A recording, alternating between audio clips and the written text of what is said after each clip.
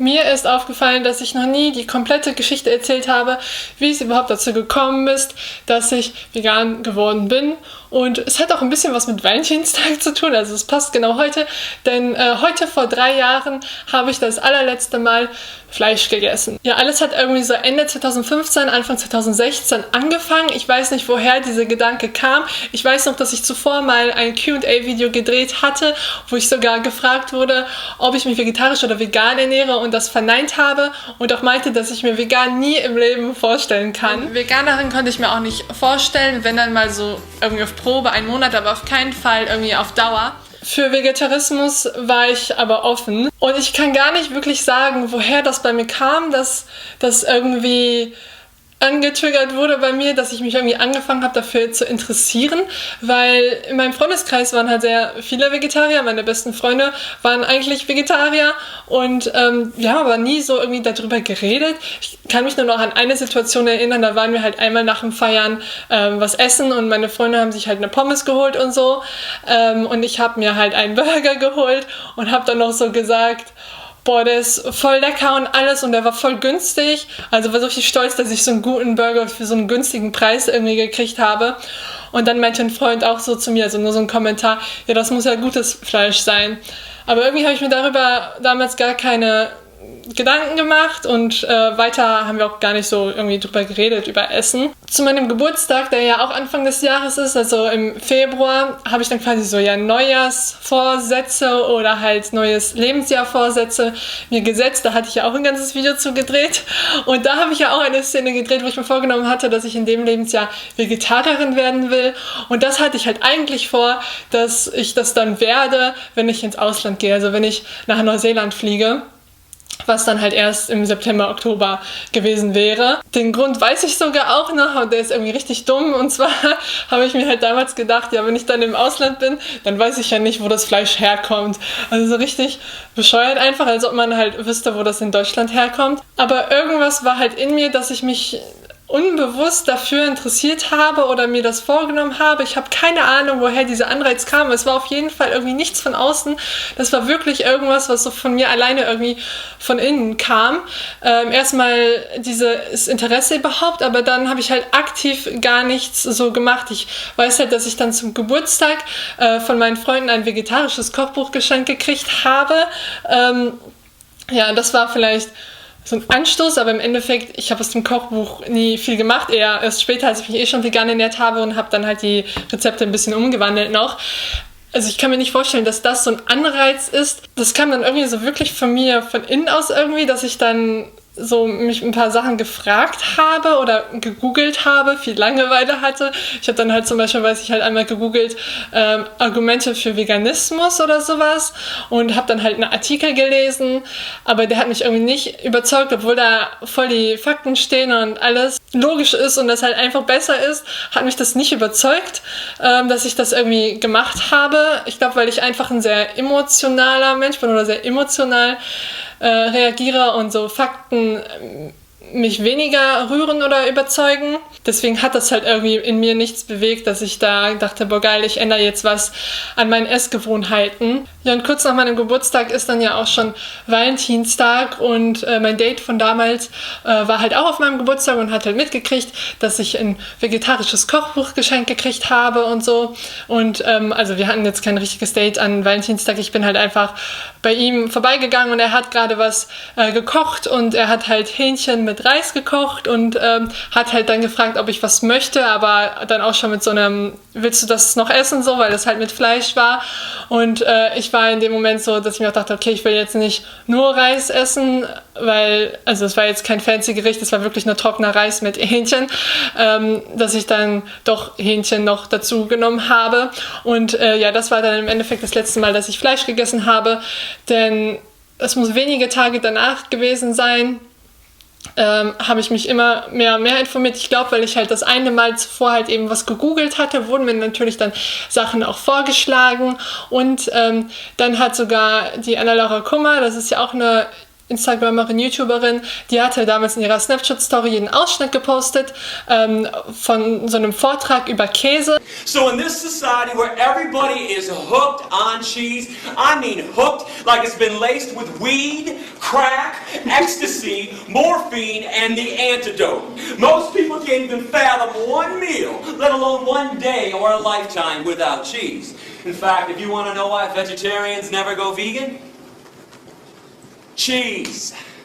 Cheese on a baked potato, cheese on a broccoli, cheese on everything in sight. Even lactose intolerant people eat cheese. Morphine, queso, morphins. That's why people are so hooked on cheese. Gotta have their daily fix of morphine. Does anybody know what an egg actually is from a hen? And don't say embryo or aborted fetus, not even close. It's unfertilized, so it can't be either. Hen is a female though. Unfertilized egg through a female system. It's part of her menstruation cycle. It's a hen's period. People scramble up hen periods in the morning, and all of a sudden I'm weird because I don't make omelets anymore. And what about vomit? Oh, we're going to take those blinders off today. Come on, you guys love vomit. You adore it all over your food. Und den fand ich voll interessant, obwohl das nur so 10 Sekunden waren, dass ich mir das komplette Video auf YouTube angeschaut habe. Und ja, den kompletten Vortrag kann ich euch auch mal verlinken, weil das ist im Endeffekt, was mich wirklich überzeugt hat und wirklich was in mir, ja, meine Empathie wieder geweckt hat, die wir eigentlich alle in uns tragen, aber die halt irgendwie, ja, verschollen ist, weil wir abgehärtet sind, weil wir die Augen verschließen, weil Dinge nun mal so sind, wie sie sind und ja, gar nicht mehr diese Verbindung haben zu Mitmenschen und Tieren, die eigentlich jeder von uns in sich trägt. Und dieses Video hat es halt geschafft, meine Empathie wieder sowas von zu wecken und ich habe am Ende des Videos geheult und habe dann wirklich innerhalb von wenigen Tagen meine komplette Ernährung umgestellt. Das heißt, an Valentinstag am 14. habe ich das letzte Mal Fleisch gegessen und eine Woche später war ich schon vegan. Also bei mir ging es echt super schnell, weil ich bin auch einfach so ein Typ, entweder ganz oder gar nicht. Also für mich funktioniert das am besten. Wenn ich was möchte, dann setze ich das sofort um. Bei anderen ist es halt vielleicht so oder einfacher umzusetzen, wenn die das Schritt für Schritt machen und das ist ja auch vollkommen in Ordnung. Aber bei mir weiß ich so, wenn ich etwas langsam mache oder Schritt für Schritt, dann mache ich es im Endeffekt nie.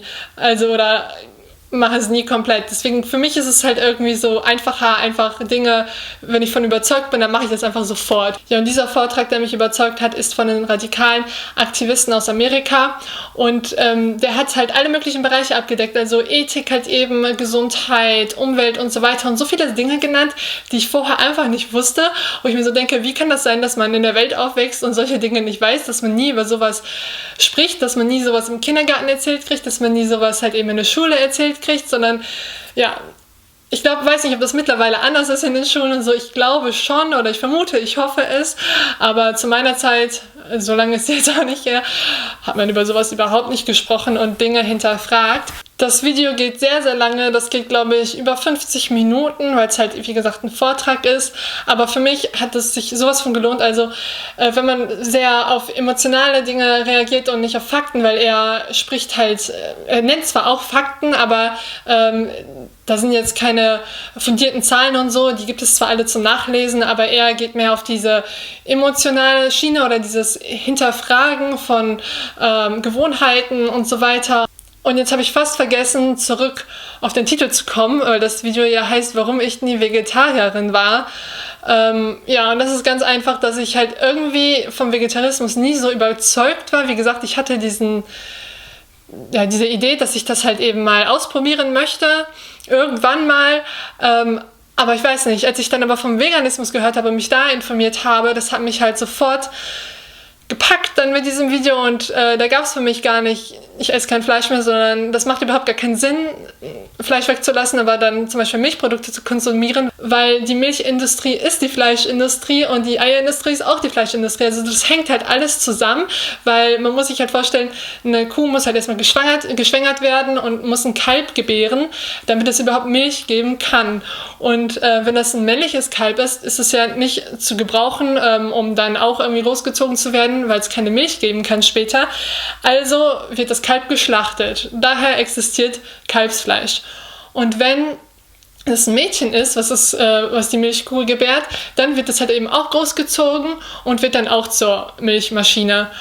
Und Am Ende werden diese Tiere, also auch die Milchkühe, werden geschlachtet. Und die leben nicht ein schönes, langes Leben, sondern die leben maximal 5 Jahre, obwohl Kühe bis zu 25 Jahre alt werden könnten, wenn wir sie leben lassen würden. Und die werden am Ende dann auch als Kuhfleisch verkauft. Das heißt, da ist halt ein direkter Zusammenhang. Und wenn man Milchprodukte kauft, für Milchprodukte braucht man Kühe. Und was wird mit den Kühen gemacht? Ja, dann werden die geschlachtet. Und dann gibt es halt auch Kalbsfleisch und alles. Also das steckt halt alles irgendwie so zusammen, deswegen hat das bei mir voll Klick gemacht und dann habe ich halt auch direkt gesagt, ich werde vegan. Ich hoffe, das Video hat euch gefallen. Ich habe ja schon immer mal wieder irgendwie sowas angerissen, wie das bei mir überhaupt dazu gekommen ist, ob jetzt hier oder auf Instagram, aber ich habe irgendwie noch nie das so alles so komplett erzählt und es sind ja auch relativ neue, dann dadurch, dass sich mein Kanal ja auch thematisch geändert hat, dazugekommen. Ja, deswegen kennt ihr jetzt auch vielleicht mal meine Geschichte, wie ich zum Veganismus gekommen bin. Wenn ihr euch bereits vegan ernährt oder auch nur vegetarisch, dann schreibt mir mal gerne in die Kommentare, was euch dazu bewegt hat, ob das irgendwie was ein Einfluss von außen war, ob es irgendwie von euch von innen kam, ob es irgendwie auch ein Video war, ob es ein Buch war, was ihr gelesen habt, wie kam das bei euch dazu, dass ihr euch dazu entschlossen habt, halt eben vegetarisch zu ernähren oder vegan. Das würde mich mal voll interessieren, weil ich glaube, es gibt so viele unterschiedliche Wege, wie man halt eben auf Veganismus oder Vegetarismus angesprochen werden kann. Und ja, dann freue ich mich darauf, wenn ihr beim nächsten Video auch wieder einschaltet und bis zum nächsten Mal. Tschüss!